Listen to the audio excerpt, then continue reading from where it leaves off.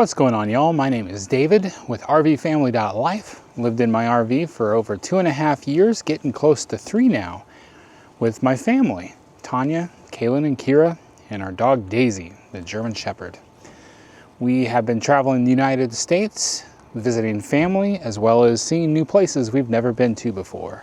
And I wanted to take a moment to talk to y'all about Thousand Trails. We've talked about Thousand Trails in the past, and I've often alluded to send me a message or an email if you have questions about Thousand Trails, and I'd be happy to talk to you. So I've gotten a few emails throughout the years asking basic questions about it, kind of explaining me their whole what's going on, their plans, everything like that. I've recommended to some people that they do try out Thousand Trails. It can work for some people, whereas I've had some other people where I've said, don't even bother. So I kind of wanted to break into that, as well as give you a few little tips and tricks of things that I've found that can be a little bit more useful, as well as there's some changes that are coming to Thousand Trails. They've already started rolling out to a few places, and they're going to be coming to more places. And I'm not real sure if they'll be all that good. Obviously, I've got a diverse group of people that are watching our videos now. I know a lot of you have come here because of internet questions and as far as RV mobile internet. So this one might be a little bit different for you. And I've got a few of my good friends that watch our videos that could care less about Thousand Trails. I'm gonna do something a little different today. I'm gonna give a shout out to a couple of y'all towards the end of this video. So figured, might as well. I like to paint the picture of the differences between things, right? So I'm not going to be the person that says Thousand Trails is the only way. Absolutely not. Thousand Trails worked for us because it saved us a lot of money. So basically a quick rundown. I had a budget of $700 a month for RV space rent and $150 a month for electricity, because typically a lot of the RV spots that would charge by the month would then also charge you for your electricity used. So that's part of why a daily or weekly rate could be more expensive, because they're just rolling in an estimated amount of electrical use into that price. So then you get a discounted rate for monthly, but then you get it to share the load of what you actually used in electricity. So that's $850 a month. Now, I paid a certain amount of thousands of dollars down payment, I think $5,000 down payment for my Thousand Trails membership, financed the rest of it for an adventure membership, and I pay just a little under $350 a month.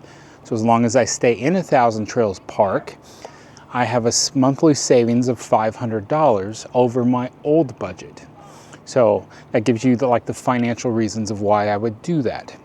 The adventure membership, the prices are constantly changing. They're very dynamic. They have sales all the time. Last I heard, I think the adventure membership was $17,000.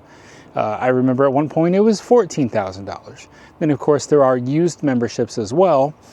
I've seen adventure memberships for as low as $9,000. Adventure isn't the only option. There are others like Elite Basic, Elite Connections, just the camping pass. I think there's a new one called Escape. I don't remember the exact name on that one. They all carry different levels of amenities to them. So to the person that would ask me or say, I'm only going to do the RV life for 1 year, maybe 2. I'm going to try to hit as many national parks as possible, check off as many states as possible, and then I'm going to get out of this lifestyle and back into a home. I would say, don't bother with Thousand Trails. It's really just going to slow you down for the most part. For that person that's trying to move quickly, there are some advantages. You could go with the cheapest plan, just the camping pass, where you only pay maybe $800 for the year. Once again, don't quote me on the numbers exactly because they are dynamic, but it's somewhere in that range for the year. And initially the thought process there in the camping pass, you could stay 2 weeks in a park, then you had to be out, not in any Thousand Trails park for a week, and then you could come back in and stay for 2 weeks at a time. There are some people that have worked some whole systems where they work around that. They've found ways to stay using that method quite cheaply.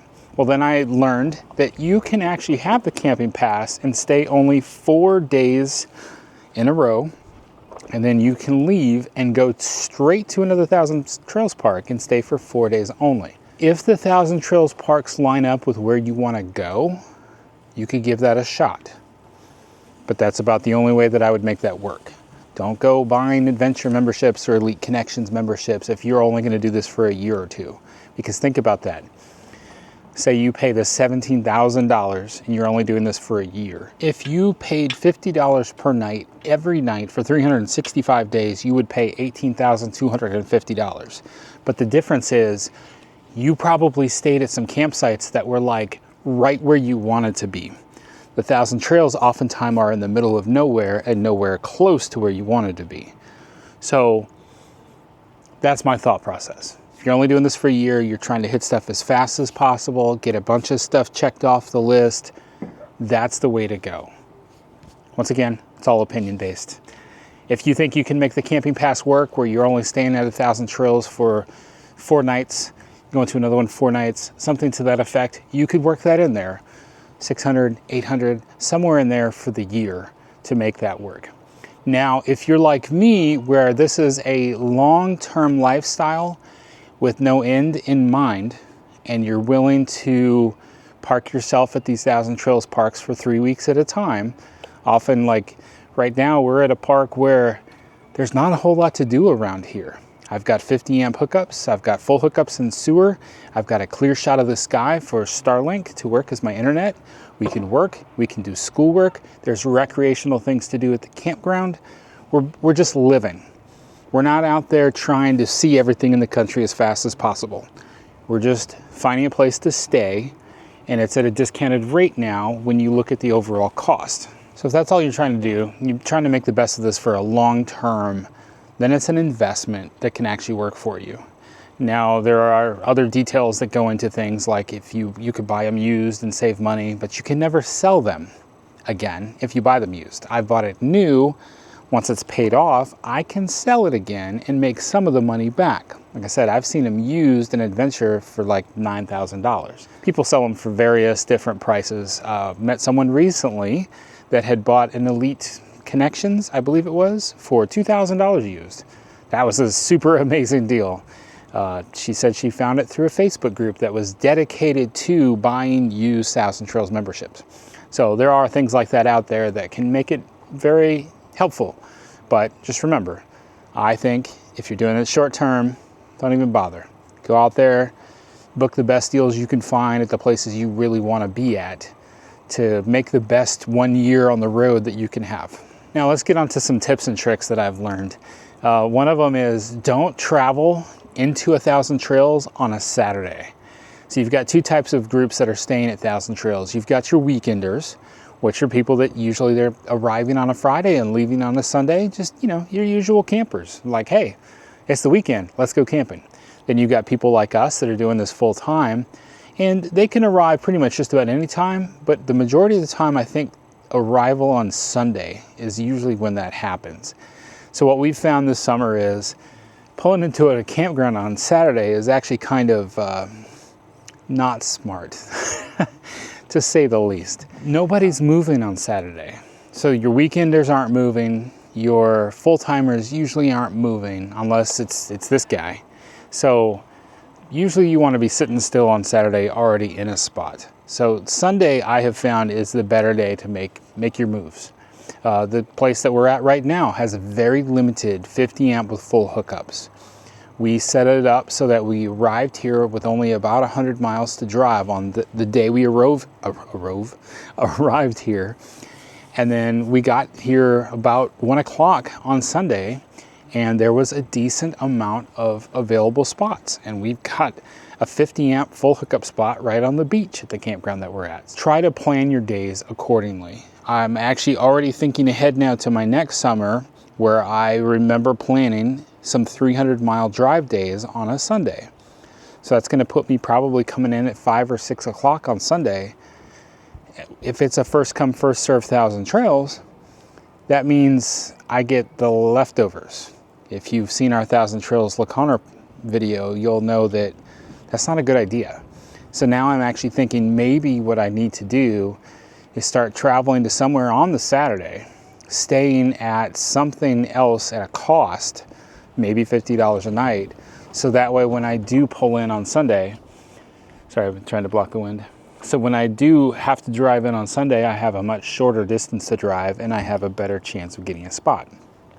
There is also the opportunity, usually when you're in Thousand Trails, these first come first serve parks, say I pull in Sunday at 6 and then Monday morning, some other people leave.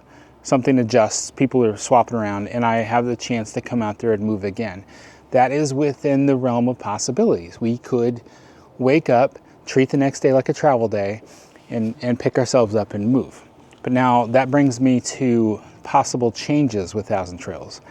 There has been a lot of rumblings, a lot of rumors, and a lot of facts in regards to Thousand Trails changing the first come first serve portion of this. So I can tell you that the facts, they have already implemented a reservation system where you have a set spot. They have done it at the Thousand Trails Colorado River in Texas, as well as Bay Landing, and I believe Birch Bay up in Washington. And they're already listed off more sites or more campgrounds that are going to go to this. Now, there's a lot of arguments on the Facebook groups about whether or not this is good. A lot of the people are like, why wouldn't this be good? You have all kinds of campgrounds you go to that you have a reserved set spot that you go to. My rebuttal to majority of those is that I get to pick it online and that I pre-scope it out and I know that it'll work for me. And another aspect is a lot of those other campgrounds take better care of their campgrounds, and the majority of the sites are fairly evenly level, clear of trees and obstructions most of the time. So what's happening now is these Thousand Trails are starting to implement this reservation system that's going to say, hey, you've got a 40-foot rig, you have to go to this specific site when you arrive. I've been told to go to sites before that didn't work for me. So when we were in Maine, I remember going to Moody Beach, and Moody Beach Thousand Trails, sorry, the sun was blowing out my face. I wanted to adjust the color there. All right, so the Moody Beach Thousand Trails, they didn't have necessarily like the reservation type thing set up just yet. The managers there, they just kind of went through and tried to give us a site that would work for our size. And they gave me one that seemed like it would work. It probably would have had I asked somebody to move their truck. However, so while we're driving to that site, we go right past this really nice long site that I could easily back into. All I had to do was pull in down a street and then back straight in without any turning. Like, ooh, that's the dream right there. And we get over to this other site and it's a little bit tight, a little bit tough, and there's a bunch of trucks right in front of me making it more difficult. And while I'm struggling, the guy that owns this truck right in front of me, he doesn't come out and offer to move his truck. He just comes out, cracks open a beer, sits on his porch and watches me struggle. Thanks, buddy. I'm like, they didn't have the whole reservation thing set at that time yet. So I said, here's what we're gonna do. We're just gonna pull back over to that one that was super easy to get into, where we just turned down the street, back straight in. That's what we did. Nobody had a problem. Now that they're doing this whole reservation thing, I've heard that they're becoming pretty hardcore. Like, you will not change spots whatsoever. You will take what we gave to you. And I heard that coming out of the Colorado River. Now, Colorado River, for the most part, has a massive amount of full hookup 50 amp pull-through spots. They have some that aren't so great, but the majority of them are like that. And that park in the past has not been too fully booked because it's one of those parks where it's in the middle of nowhere with a whole lot of sites. So not yet, they're not fully booked. But now I'm actually hearing stories where somebody had a 35-foot RV. They went to the park and were assigned to a site that would not work. I believe there was a rock and a tree involved. They're like, this site is too small. They measured it out and the site itself was only 30 feet long. They're talking a truck and a 35-foot trailer. And like, that's not gonna work. And so they had to go back up to the office. Thankfully, that office was nice to work with them. They're like, yeah, that's odd because that is a 30-foot spot. Not sure why they put you in there with a 35-foot RV. That's kind of the growing problem that we're worried about. We don't get to pick the sites very specifically. We don't know if it's a human making the decision or if it's the computer. You would hope if the computer is making the decision that they would see that I have a 41-foot RV and they would make sure that they give me a site that's acceptable. But the other thing the computer doesn't know is that a lot of these Thousand Trails parks are short-staffed and they've not been properly maintaining sites. I've seen Medina Lake Thousand Trails, entire tree crushed and fallen onto a site. The site wasn't marked as closed, out of place. No one was out there taking apart, cutting up that tree and getting it out of the way. Here's your site. That's kind of what Thousand Trails is like, the Wild Wild West. I have used the analogy in the past. Buying a Thousand Trails membership is like going to a discount grocer and buying a expired bag of lemons. We're talking 5 pounds of lemons, right?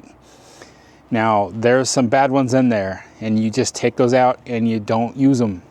But the rest, there's enough left in there to make some epic lemonade. That's my analogy of Thousand Trails. You can get enough out of it. There are 82 Thousand Trails parks. You should be able to probably use 50 to 60 of them and have yourself a great time. So it's still a rumor as far as what's going to happen with this reservation system. I've heard people having a fit over how that would possibly work in regards to the Thousand Trails Orlando, their busiest, most popular park that has 1,100 sites. Right now, everybody's saying it's not happening there, but we can honestly say we don't know what the future holds in those regards. Most of this is just speculative rumors at this point. So I have yet to encounter one of these campgrounds where they're going to have this set, like this is your site. I can tell you, I made a reservation for Bay Landing because originally we were going to go there after Colorado, and it did now have the option to say, I want a 50 amp with sewer hookup. Like, okay, that's a positive. That was never there before. Before it was just you pick the site and then first come, first serve. If you're lucky, you might get it. So if they at least give me the option to be like, this is what I want, and at least, say, give me the option where it's for a big rig, something to that effect, this could be a positive outcome. So we just kind of have to wait and see where it goes from there. All right, let's do a couple of shout outs real quick. First off, I want to shout out to Ralph Luck, my friend Ralph Luck. You can watch his YouTube videos, RV'ing with Luck. It's a lot of fun to watch. He's got a little black cat named Ninja, and Ralph is, in my opinion, he's kind of an expert in the realm of boondocking and going and camping on public land for free for the most part. I do think there are some permits. You would want to consult Ralph and his channel on how that would work for you.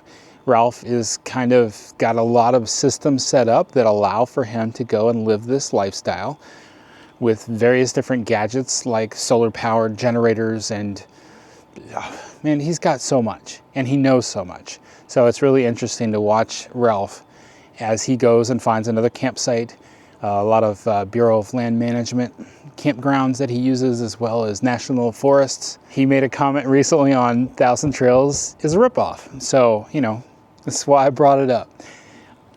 I want to show the contrast. I want people to know the other options. I'm not an expert in that field, absolutely not. So if you want to know more about that sort of thing, go check out RVing with Luck. Tell him that David from RV Family.Life sent you, and he would be happy to show you some videos. You may not agree with everything he has to say. Sometimes he may go on a little bit of a political rant here and there. You don't have to watch all the videos if you don't agree with him. But if you are looking for some of his advice, he's got some good tips. So I like watching Ralph Luck. Now my other shout out is to our friends Felix and Jesse with Happy Place Camping. Felix watches pretty much all our videos. Thank you, Felix. And she always points out, I'm not a fan of Thousand Trails. I'll probably never get a membership. I know, but I still appreciate you. And now I want to pay you back and send people your way to go watch what Felix and Jesse do on their channel. That is, they built their own cargo trailer RV. They took a cargo trailer, made it into their own RV, tow it around now with their Jeep, which is a pretty sweet Jeep. They also show you videos on all the mods that they do to their Jeep, mods they do to their RVing, overlanding with they also have an H3 Hummer. They just have a lot of fun. They also plan a lot of stuff free and very cheap. And she does it within, I think she said within 2 months. She usually puts together a whole big trip. So quite honestly, I think, Felix, we're about due for a how you plan your trips. Just saying. So Happy Place Camping is another channel. They'll probably never 1,000 trails, and that's okay. But they can show you another way to go out there and camp and have fun. They're not full-time RVers, whereas Ralph Luck, he is a full-time RVer. But Felix and Jesse, they get out there, and like they just recently did a series where they were hitting North Carolina and the Outer Banks really hard. And they come from the center of the United States, and they try to, within a week, 2 weeks, go and hit a bunch of stuff really fast. So Felix puts a lot of research and effort into her plans and puts together an awesome trip to conquer stuff really quick. And she does it at an affordable rate. So if you're one of those people that's looking to do all of the US in a year, you could probably learn some stuff from watching Felix's videos. All right, that's all I got for y'all today. Go watch those other 2 channels, please. They're awesome people. They come around here, they leave comments on our videos, so that's maybe can help you find them. I'll put their links to their channels in the description too. All right, y'all. Thank y'all so much for watching our videos. Remember that life happens, even changes to things that you bought into. Don't let that stop you from getting out there and seeing this country. Stay fresh, cheese bags.